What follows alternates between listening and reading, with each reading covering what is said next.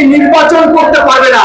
আপনারা 1 বছরের বেশি সময় পেয়েছেন, 15 থেকে 17 বছর কেন রক্ত দিয়ে আপনারা ব্যর্থ হয়েছেন। উপদেষ্টারা সুষ্ঠুভাবে নির্বাচনকে অ্যারেঞ্জ করবেন, কিন্তু সবাইকে মূল্যায়ন করা হয়নি।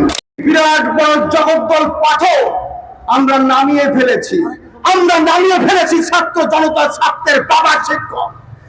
আমাদের কেউ কেউ কিন্তু সরকারের উপদেষ্টা হয়েছে, কিন্তু যারা উপদেষ্টা হয়েছেন তারা কিন্তু দেশ কিভাবে চালাতে পেরেছেন, কিভাবে ওয়েস্টিনে হাঁসের মাংস খেতে বলেছেন, সেই ইতিহাস আমরা সবাই জানি। আপনারা ব্যর্থ হয়েছেন না সফল হয়েছেন। আজকে যে পাত্রীর জন্য পাত্র দেখা হয়েছে, ঘটক সেই ব্যবস্থা অ্যারেঞ্জ করেছেন।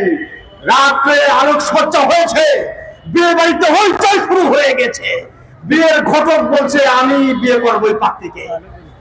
উপদেষ্টারা আপনারা সুষ্ঠুভাবে নির্বাচনকে অ্যারেঞ্জ করবেন। আপনারা যদি আবার নির্বাচনে দাঁড়ান তাহলে ওই সেই আন্দুচোরা ঘটকের মতো অবস্থা হবে। আর আজকে কিন্তু সবাইকে মূল্যায়ন করা হয়নি। এই রাজপথে আন্দোলন সংগ্রাম করে 15 থেকে 17 বছর কারা রক্ত দিয়েছে, সকলকে গোল দেওয়ার সুযোগ দেওয়া হয়নি। মেসি গোল বানিয়ে দিয়েছে, গোল কেবা কারা করেছে, তারা এখন সরকারের ঘি লুটে ফুটে খাচ্ছে। একটি সামাজিক চুক্তির আওতায় তারা যদি উপদেষ্টা হয়ে থাকে তাহলে তারা কিছুতেই নির্বাচন করতে পারবে না। নির্বাচন করবে তারা করেছেন কি করেননি, তারা নির্বাচনটাকে সুন্দরভাবে পরিপালন করবে। বক্তব্য আমার এখানে শেষ হবে। একটি কথা বলেই শেষ করব, নির্বাচনের তারিখ বিলম্ব করছেন কেন? এখানে কোনো শুভঙ্করের ফাঁকি আছে নাকি? এখানে কি আবার কেউ প্রধান সাবেক কোন সেনা প্রধান নাকি বলছেন যে 2-3 বছর আর ওই সরকারকে দিতে হবে? এটা কি মামুর বাড়ি আপনার নাকি? আপনারা যারা পারেন নাই, যার বুদ্ধি হয় নাই 9 বছরে, 9 মাসে, তার বুদ্ধি 9 বছরেও হবে না।